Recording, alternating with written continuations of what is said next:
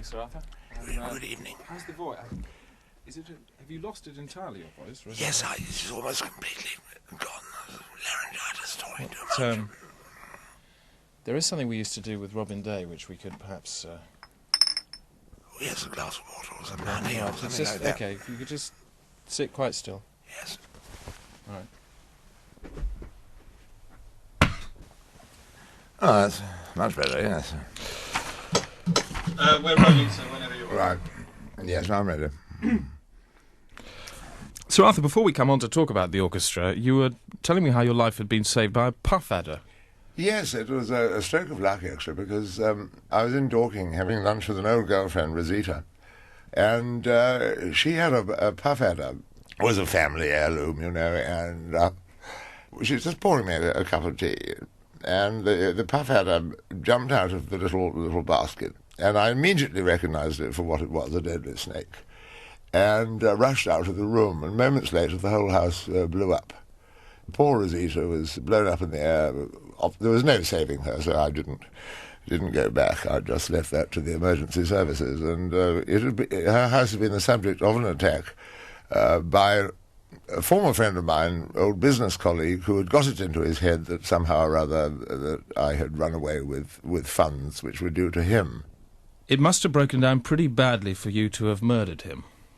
Well, it's tit for tat, eye for eye, tooth for tooth, that type of thing, because he had attempted to blow me up, and in so doing only destroyed the innocent life of a Guatemalan refugee. And I take against people who blow up people who I would like to go to bed with. So I wouldn't say I murdered him, I allowed him to die. Beneath your own hands and body? Yes, he was beneath, I think. He started off on top. He was having some tea at Fortnum and Mason. And in those days they had those awful beaded tablecloths. And I positioned myself under the table and attacked him from below.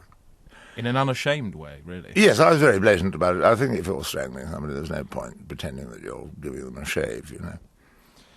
Caused considerable and long-lasting mental damage to many of the people who witnessed that attack. It was a horrifying attack. I mean, all the witnesses said that it was the most unpleasant episode they'd ever seen at Fortnum's.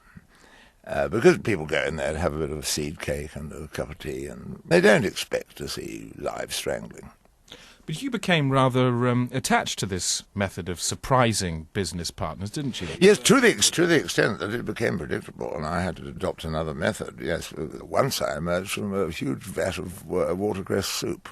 A one-off sort of thing? It was very much a one-off. I prefer to just lay on a trolley of nice petit four and things like that, and then just jump off the trolley onto the victim. How did you feel when Leon Britton and co. started mimicking your personal style of... I was furious, because Leon is a naturally witty man and a gifted athlete, and if he'd continued high hurdling, I think he could have been an Olympian. But Leon, for some reason, got attracted to imitating me, and he used to get onto trolleys and get himself pushed through restaurants for absolutely no reason other than attention-seeking, I think he was. I don't think he was much loved as a child, and this phase of his life has continued up to the present day. He's not much loved as an adult either. Where did it all go wrong between you and him? Well, I used to attend meetings as Leon Britton, often making sure that I arrived 10 seconds before he did, causing him trouble at the door, because once the doorman has admitted one Leon Britton, it seems a little bit implausible that another one should turn up 10 seconds later. So I caused a little bit of harmless fun for him. I think that's probably why he went to Europe, where they recognise him. But it was through Leon Britton that you met and got to wrestle with Michael Heseltine. Well, Heseltine is an interesting man because he's got many strings to his bow. He likes to relax with very violent physical exercise. And he employed Rudy the Giant Vacuum Cleaner, who was one of the World Wrestling Federation stars at that time, to do workouts in his barn. And they used to wrestle each other, well, late into the night, in a sort of improvised ring made of bales of hay. And I used to go along there just as a referee, really, and to fix the results, because Heseltine liked to win. And Rudy, the Giant Vacuum Cleaner, was also a man who didn't like to lose, so the fights were often rather torrid. Now, it's said that under this, some would describe it as guidance, he developed an over-enthusiasm for use of his physical prowess at perhaps inappropriate moments. Yes, I always remember King Faisal being hurled to the floor at Heathrow by the Heseltine Handy. Now, you've never mentioned these incidents in public before, and it does interest me why you've maintained such a rigorous media silence for the last 10 years. Everything in life is about appearances, and I restrict my appearances as much as I can. And this is the only appearance per se that I am making this year. Well, yes, it's not television here, is it? And you haven't appeared on television for over 10 years. No, this is not television. I prefer radio in many ways because the fact is that the radio is easier to look good on than television. Is it not true that the reason you won't appear on television is because a crack pipe can't be hidden?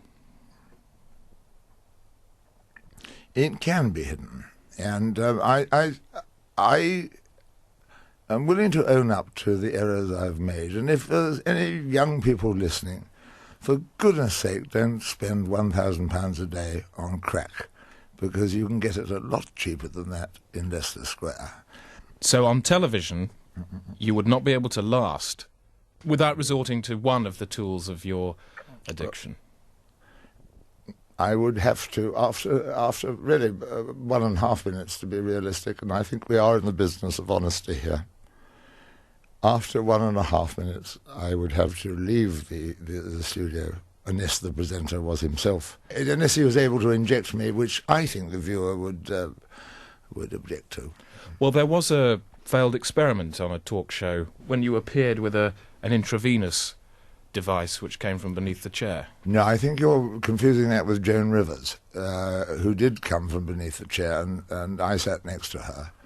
But that's right, yes. Joan is not a prescribed substance, she's just a pain in the arse. Can you describe what it feels like to wake up in the morning not without... unless you've got something there with you, because I'm reaching the end of my tether. Thank you very much, yes, it helps.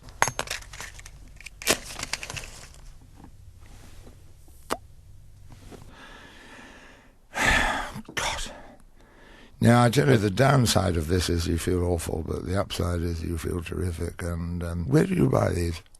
King's Cross. No, it's all right. It's all right. Anyway, I can talk for another minute. How did the drugs affect your writing of the Queen's speech? Improved it a great deal. Opium too helped Her Majesty to broadcast the speech, didn't it? Well, I'm talking out of school here, but it is well known in court circles that the Queen, in particular, is fond of dancing in the nude prior to speaking engagements. The routine is she puts on some Thin Lizzy, rips her clothes off, and just throws herself onto the marble, which they have at the palace, it's part of the deal, and writhes around, and then she is showered by footmen, composes herself, takes her shot, and looks serene. Why were you fired from the role of writing the Queen's speech? We left by mutual agreement. When was the last time you saw the Queen? Last night. What happened? I, as a favour, gave her some, I think it was opium. It could have been Feminex.